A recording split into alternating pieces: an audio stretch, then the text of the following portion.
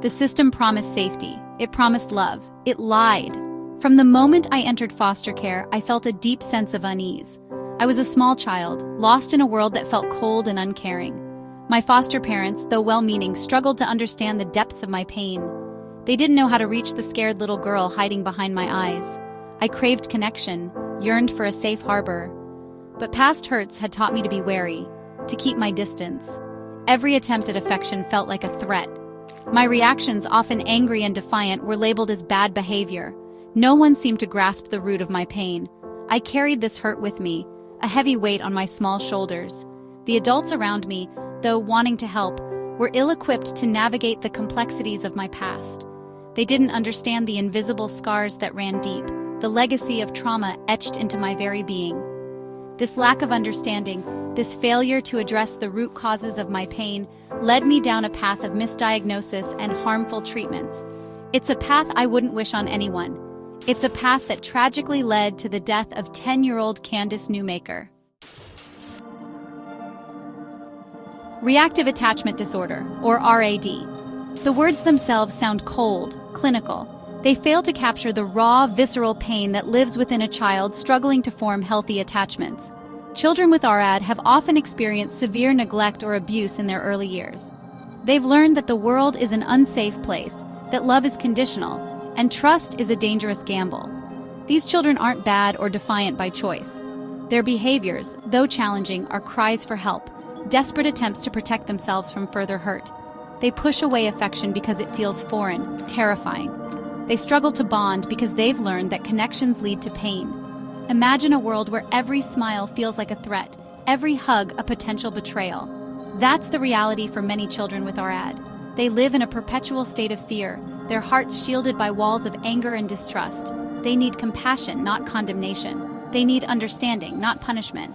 Unfortunately, too many children like me are met with judgment instead of empathy. We're labeled as troubled or unfixable, our pain minimized, our cries for help ignored. This lack of understanding paves the way for dangerous and ineffective treatments, therapies that claim to heal but only inflict further harm. Attachment therapy. The term itself evokes images of warmth, connection, and healing. But for some children, like Candace Newmaker, it becomes a living nightmare.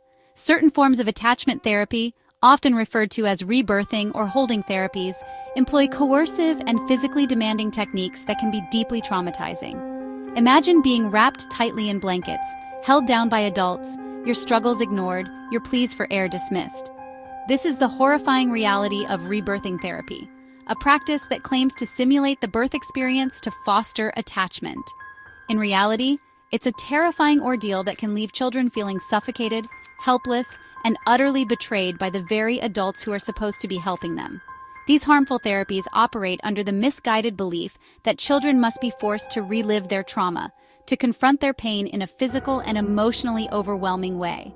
This approach ignores the fundamental principles of trauma-informed care, which emphasizes safety, trust, and empowerment. True healing cannot occur in an environment of fear and coercion. Children need to feel safe and supported to confront their past, not re-traumatized in the name of therapy. It's time to expose these harmful practices for what they are: abuse disguised as treatment. Candace Newmaker, a name forever etched in the fight against abusive therapies. A 10-year-old girl full of life and potential, tragically suffocated during a rebirthing therapy session. Her death, a stark and heartbreaking reminder of the devastating consequences of these harmful practices, sent shockwaves through the nation. Can you imagine the terror she must have felt? Wrapped tightly in blankets, held down by the weight of several adults, her cries for help ignored. For 70 minutes she struggled to breathe, her small body fighting against the unbearable pressure. "Please, I can't breathe," she pleaded, her voice growing weaker with each passing moment. But her pleas fell on deaf ears.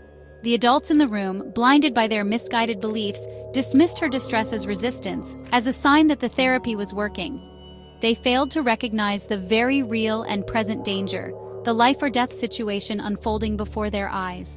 By the time they realized the gravity of the situation, it was too late. Candace, deprived of oxygen for far too long, was gone. Her death was a horrific tragedy, a stark indictment of the dangers of coercive and physically abusive therapies. It ignited a firestorm of outrage and spurred calls for stricter regulations and oversight of attachment therapy practices. But the fight is far from over. Section 5. Trauma's Echo. The need for compassionate care. Trauma leaves an indelible mark. It seeps into the very core of a child's being, shaping their perceptions, their relationships, their very view of the world.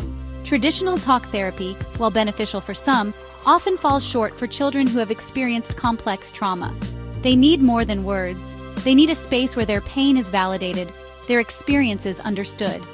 Trauma-informed care recognizes the profound impact of trauma and seeks to create a safe and supportive environment for healing. It shifts the focus from what's wrong with you to what happened to you. It acknowledges that challenging behaviors are often adaptive responses to trauma, not signs of inherent badness. Imagine a therapist who listens without judgment, who understands that trust is earned, not given. Imagine a therapeutic space where children feel safe to explore their emotions, to process their pain at their own pace. This is the power of trauma-informed care.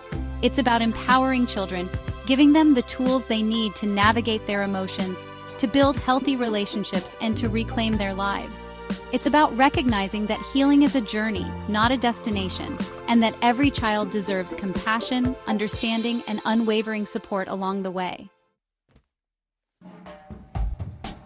Section 6. Breaking the Silence, a survivor's call to action. For too long, the suffering of children with RAD and the dangers of unethical attachment therapy have been shrouded in silence. This silence allows abusive practices to thrive, putting countless children at risk. It's time to break the silence. It's time to shine a light on the dark side of attachment therapy and demand better for our children. Survivors, your voices matter. Your stories have the power to educate, to advocate, and to create meaningful change. By sharing your experiences, you chip away at the stigma surrounding RAD and empower other survivors to come forward. You become beacons of hope, illuminating the path towards healing and justice. We must demand accountability. We must hold practitioners accountable for using harmful and unethical methods. We must advocate for stricter regulations and oversight of attachment therapy practices. And we must ensure that all professionals working with children are trained in trauma-informed care. This is not just about protecting children from physical harm. It's about protecting their hearts, their minds, their very spirits. It's about ensuring that every child has the opportunity to heal, to thrive, and to reach their full potential. Section 7. For Candace, a legacy of change. Candace Newmaker's death was a tragedy, a stark reminder of the devastating consequences of ignorance and abuse. But from the ashes of this tragedy, we must find the strength to create a legacy of change. Let her memory fuel our fight for justice, our commitment to protecting children, and our unwavering belief in the power of healing. Let us honor Candace by creating a world where no child endures the horrors of unethical therapy. Let us create a world where children with RAD are met with compassion and understanding, not judgment and fear. Let us create a world where trauma-informed care is the standard, not the exception. Candace's story is a stark reminder that we can never be complacent, that we must always question, always advocate, and always fight for the well-being of our children. Let her legacy be a beacon of hope, guiding us towards a brighter future for all children.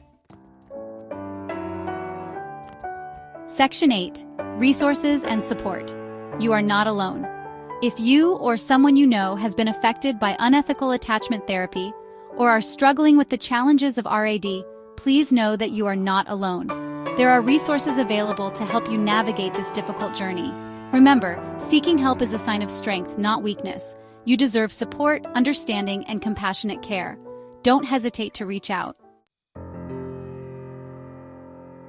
Section 9. A New Dawn, Building a Future of Hope. The journey towards healing and justice is ongoing. It requires unwavering commitment, continued advocacy, and a steadfast belief in the resilience of the human spirit. Together, we can create a world where all children feel safe, loved, and empowered to heal. Let us move forward with hope, knowing that change is possible.